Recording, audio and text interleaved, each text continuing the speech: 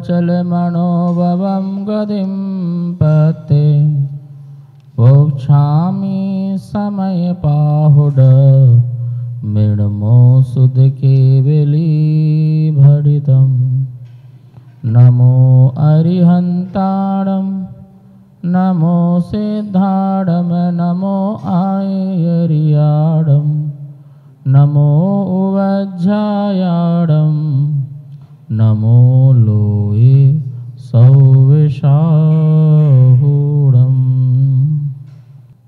तो ये समय सार आपको बता रहा है भाई कि सब कुछ बद्ध नहीं है, सब कुछ फिक्स नहीं है, यहाँ फिक्सिंग नहीं चलती। हाँ, पर्याय क्रम क्रम से आती है, एक के बाद एक ही आती है, ठीक है ना। जैसे पान के पत्ते रखो, उसमें सुई डालोगे तो एक के बाद एक ही पत्तों में जाएगी ना, तो क्रम क्रम से आएगी। लेकिन हम नीचे वाला पान का पत्ता ऊपर भी तो रख सकते हैं, और ऊपर वाला नीचे भी तो कर सकते हैं। ये तो हमारे हाथ में है, और ऊपर नीचे करके फिर सुई डालो तो वो पर्याय भी कैसे आएंगी, क्रम क्रम से आएंगी। नहीं समझे? नीचे का सड़ा का पत्ता ऊपर आ गया और अच्छा पत्ता नीचे चला गया, अब सुई लगाओ तो भी पर्याय क्रम से आएंगी। तो पर्याय तो क्रम से ही आएंगी, ये तो निश्चित है। तो उस पर्याय क्रम से आएंगी तो उसे आप क्रमबद्ध कहते हो तो कथनचित ठीक है, लेकिन बद्ध मतलब बंध गई हैं, अनंत भवों की बंध गई हैं, हम पत्ता ऊपर नीचे नहीं कर सकते, ये सांख्य मत है। ये कौन सा मत है?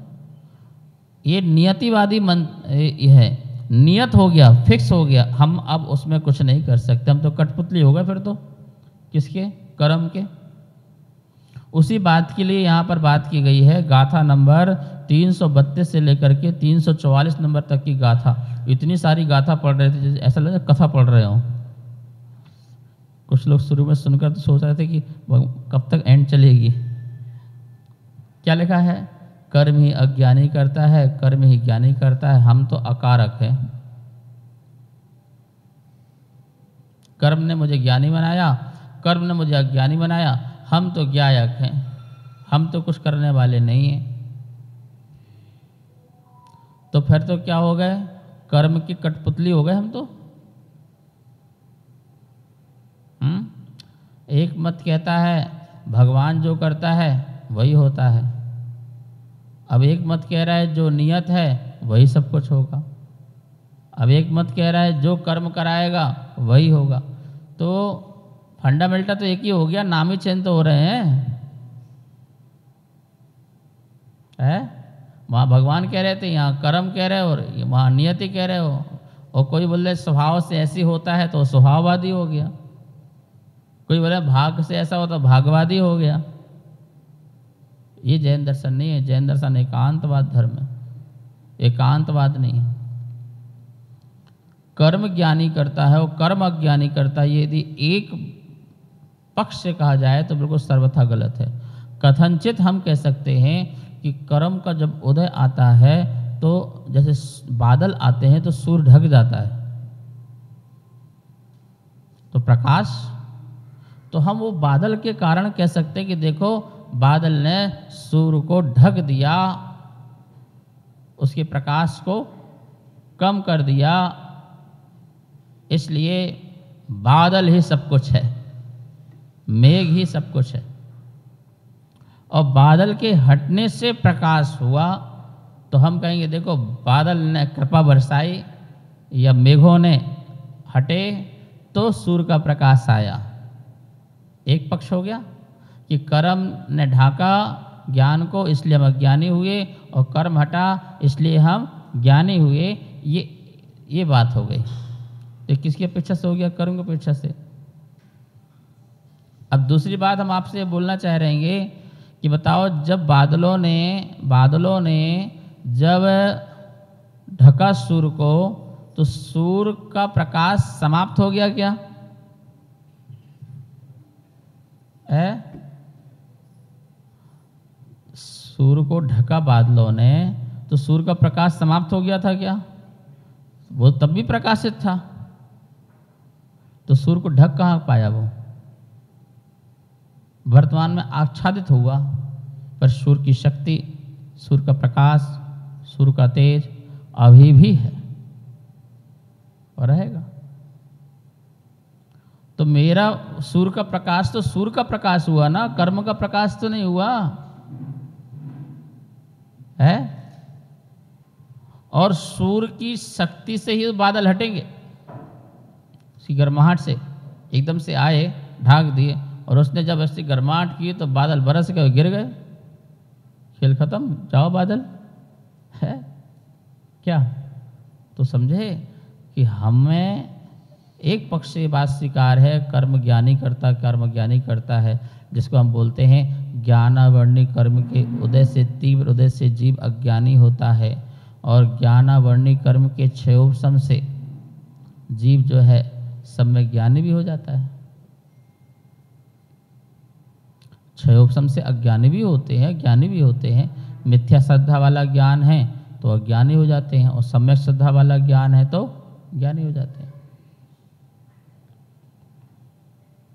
अब एक इंद्रिय जीवों का जानने की शक्ति है होती हुई भी वो अज्ञानी ही है, तीव्र कर्म का उदय है।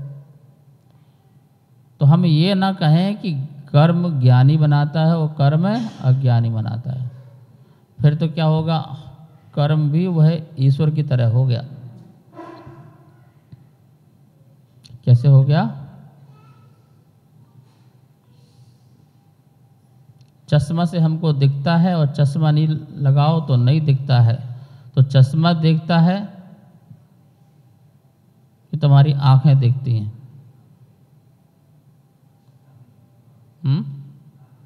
आंखें, पर गुणगान तो चश्मा का होता है ना, है? चश्मा ले आओ, ये दिख नहीं रहा है, ये चश्मा से बहुत अच्छा दिखता है, उस चश्मे से दिखता नहीं मुझे। तो वो ये आरोप लगता है चश्मा पर देखता कौन है? आंखें। अब बताओ, आंख देखती है कि आत्मा देखती है?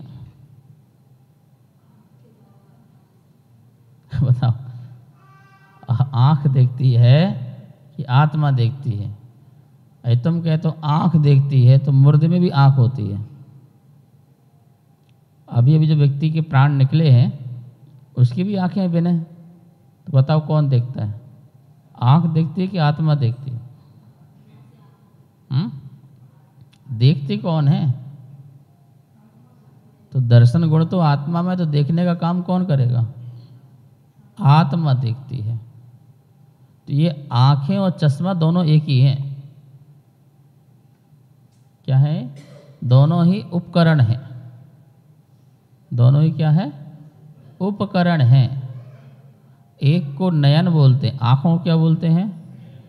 और चश्मे को बोलते हैं उपनयन। क्या बोलते हैं? नयन, और जो नयन का उपकार करे वो उपनयन। जो आत्मा को देखने में सहायक बने या उपकार करे वो नयन। लेकिन जो आंखों का भी उपकार करे, बोलो, अब एक चश्मे के ऊपर दूसरा चश्मा और लगा दो तो उसका उपकार करेगा फिर वो। जैसे लेंस चेंज होते जाएंगे वो होता जाएगा। तो एक कैमरा देखता है, लिखा रहता है ना, मुस्कुराइए आप कैमरे की नज़र में हैं,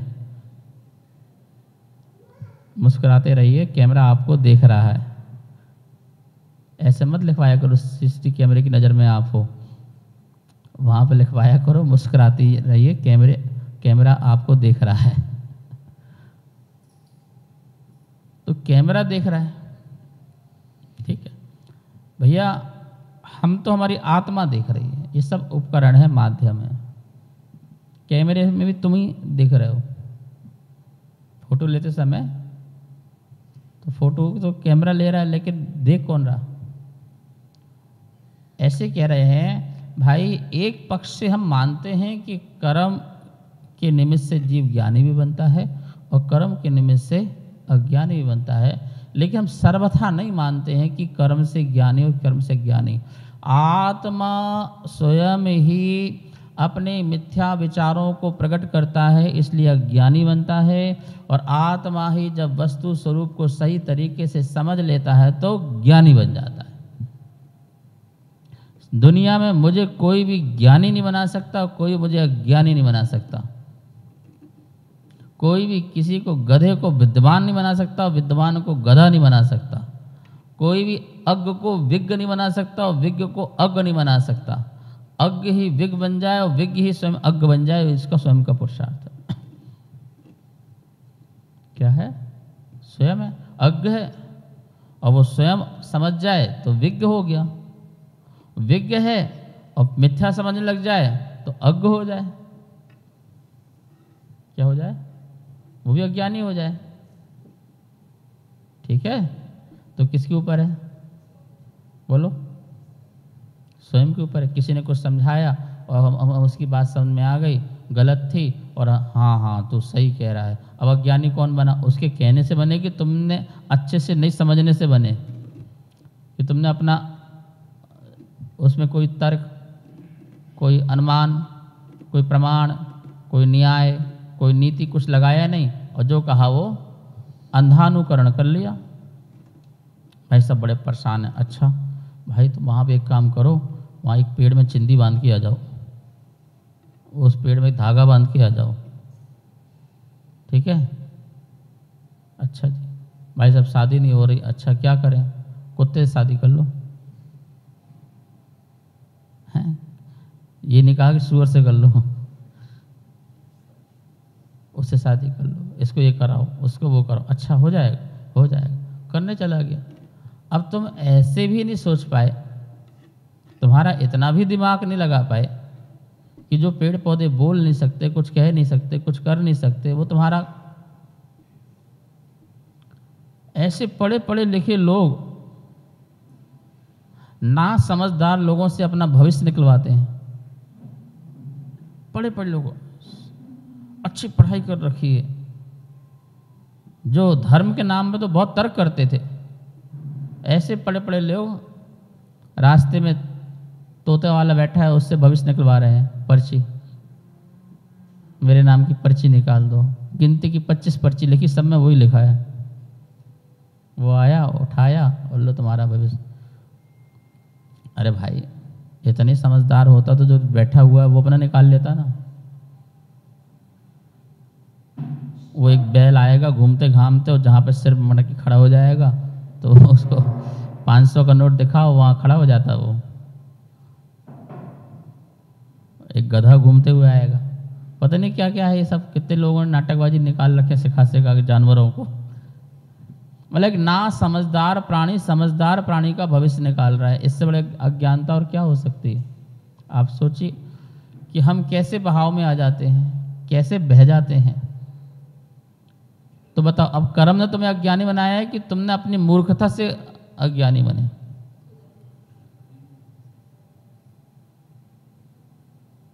व्यक्ति ने तुम्हारे पेटीएम से पैसा निकाल दिए तो कर्म में निकाले कि तुम्हारी मूर्खता से पेटीएम से पैसे निकले? बोलो, अब तो समझ जाओ थोड़ा सा।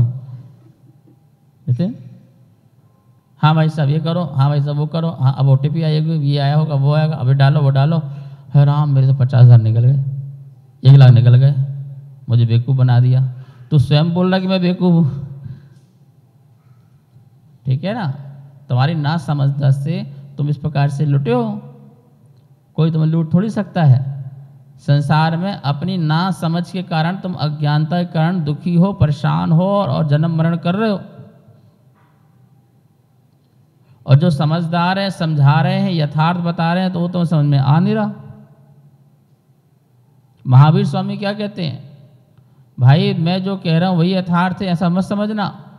तुम सुनो, उसको प्रैक्टिकल करो, अनुभव में लाओ, और जब तुम्हें लगे कि हाँ ये सत्य है, तब मेरी बात को मानो। ये तो मैंने बताया। समंत्रभद्र स्वामी महावीर स्वामी की स्तुति करते हुए कह रहे हैं, हे प्रभु आप ये समझना कि आप कितने वैभव को देख कर मैं आपको नमस्कार कर रहा हूँ। क्या गजब की स्तुति की है आचार्य समंतवत स्वामी ने। आत्ममीमांसा पढ़ो। इतने सारे देवी देवता आ रहे हैं, आपको नतमस्तक हो रहे, तो हम भी आपको हो जाएं, ये गलत फहमी मत रहना।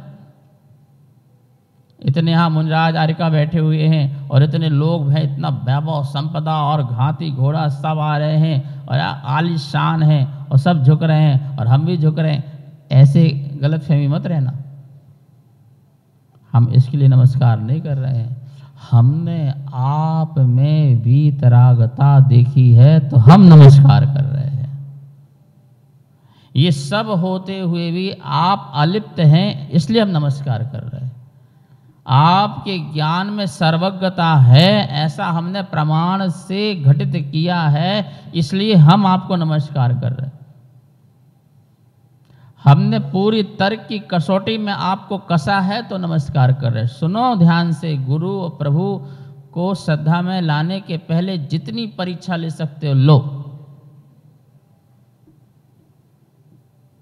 जितनी ले सकते हो ले लो, किसी भी प्रकार से ले सकते हो। और जब परीक्षा में पास हो जाए तो फिर परीक्षा नहीं लेना, आदेश की प्रतीक्षा में रहना। क्या रहना? हे प्रभु आप आज्ञा करो, क्या करना है बेटा, ये मार्ग अच्छा है, इसमें चलो, ठीक है हम इसी में चलेंगे। गुरुदेव ने कहा बेटा ये नहीं ऐसा करना है, ठीक गुरुदेव हम ऐसे ही करना है। अब काहे की परीक्षा, अब तो सिर्फ आज्ञा। क्या करना है? बोलो बोलो। जिन शासन, बोलो। शासन का अर्थ क्या होता है? आज्ञा। शासन के बहुत सारे अर्थ होते हैं। शासन मतलब आज्ञा, शासन मतलब उपदेश, शासन मतलब वाणी, शासन मतलब प्रवचन। जिन शासन, जिनेन्द्र भगवान की आज्ञा। शासन मतलब आगम, शास्त्र, ये सब शासन है। अरहंत का शासन, जिन शासन, जिनेन्द्र भगवान की जो आज्ञा है, क्या आज्ञा है? रत्नात्रय ही मोक्ष मार्ग है, ये उनकी आज्ञा है। श्रावक को अनुव्रतों का पालन करना चाहिए, उनकी आज्ञा है। मुनिराजों को महाव्रत का पालन करना चाहिए, उनकी आज्ञा है। उस आज्ञा का पालन करना। अब उस आज्ञा को दो प्रकार से पालन करते, एक श्रद्धा से और एक चारित्र से। कैसे पालन करते हैं? हो सकता व्यक्ति चारित्र से पालन नहीं कर पा रहा हो तो श्रद्धा से पालन करता है कि ठीक है प्रभु आपने जो मार्ग कहा है वही यथार्थ है, वही श्रद्धा है, वही सही है, मुझे अटूट श्रद्धा है, ये भी तो पालन करना हुआ। हम आपकी आज्ञा के विरुद्ध नहीं है। जैसे भगवान ने कहा भाई आलू प्याज नहीं खाना चाहिए, ये आज्ञा है, क्या है ये? जिन शासन का उपदेश है, नहीं खाना चाहिए। अब कोई व्यक्ति तुमसे पूछे आलू प्याज नहीं खाना चाहिए, फालतू की बातें हैं, क्या रखा, क्या उसमें कुछ तो नहीं, उबाल के खाओ, क्या दिक्कत है, प्रायश्चित कर लो। तो ये क्या हुआ?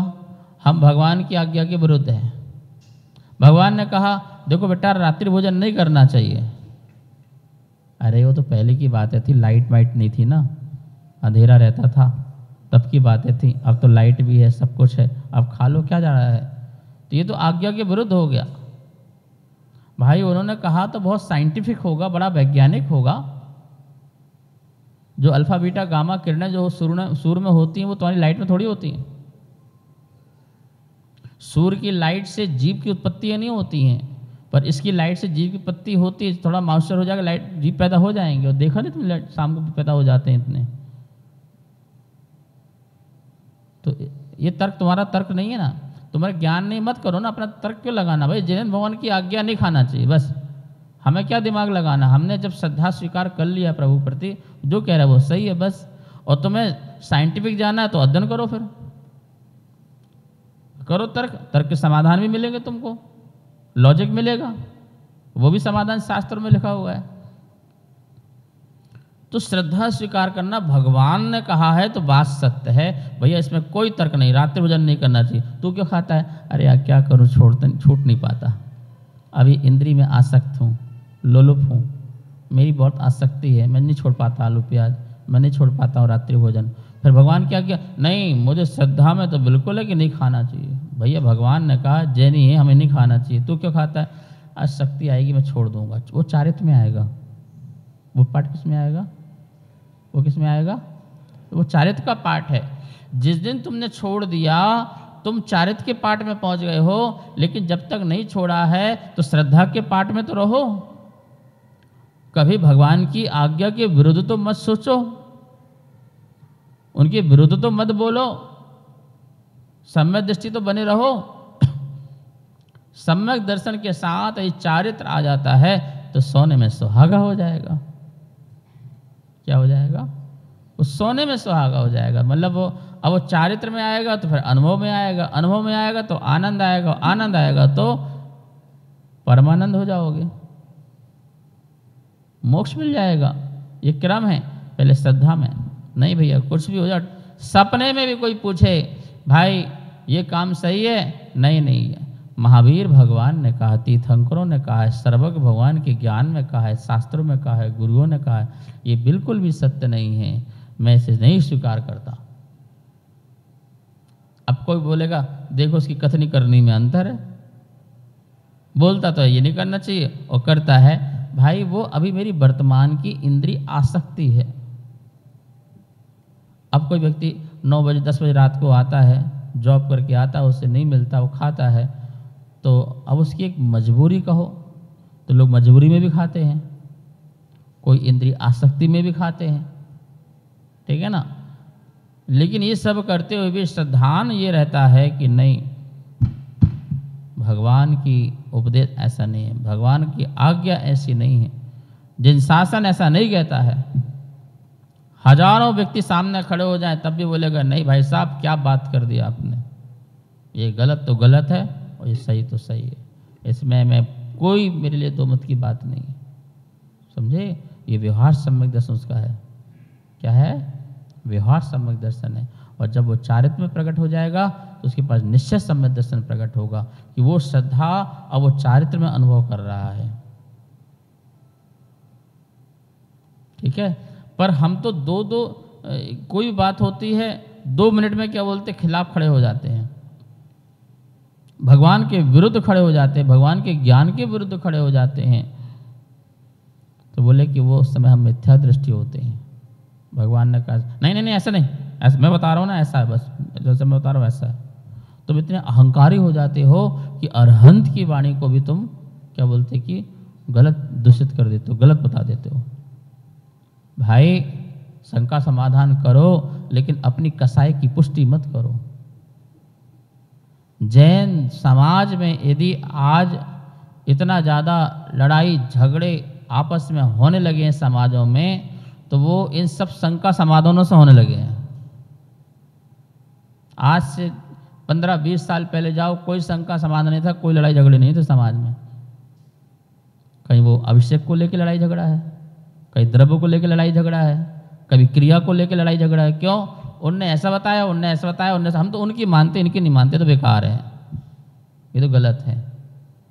अब उनने पूछा भैया तुम अपना प्रमाण बताओ, तो हमारा प्रमाण नहीं, हम तो जो बता रहे हैं हम ही प्रमाण हैं। और तुमने शास्त्र का एक कथन पढ़ा होगा, दूसरे कथन नहीं पढ़ा, एक कथन तुमको अच्छा लगा, तुमने उठा के बता दिया, खेल खत्म।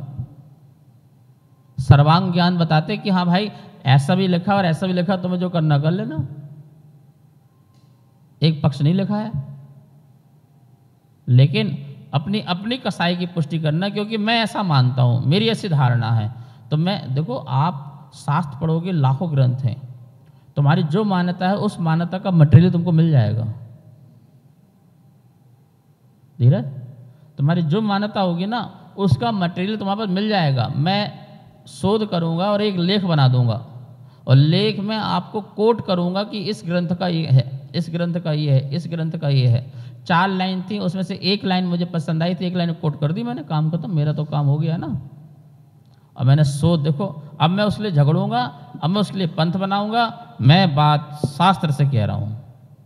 अब तुम्हें क्या मतलब शास्त्र, हमारा तो सही बता रहे, शास्त्र में लिखा, शास्त्र में लिखा है, लेकिन ये कहाँ बताया कि शास्त्र में एक पक्ष की बात लेके तुमको दे दी। भाई दूसरा पक्ष भी तो था, अब दूसरा पक्ष वाले ने उसने भी शोध बना रखा है, तुम उसको देख लो। जैसे मान लो कि स्त्री द्वारा अभिषेक और पुरुष द्वारा अभिषेक। अब मैं पूरी एक पुस्तक तैयार कर सकता हूँ कि इतने इतने ग्रंथों में ये प्रमाण आया, ये कर सकते हैं। अब मैं ये भी प्रमाण कर सकता हूँ, इतने ग्रंथों में आया है कि प्राशुक जलाभिषेक बताया है और इंद्र द्वारा अभिषेक होता है, मैं ये भी आपको प्रमाण कर सकता हूँ। दोनों में निकाल के पुस्तक दे दूँ, अब तुम लड़ो झगड़ो, तुम जो करना है। बोलो क्या करो।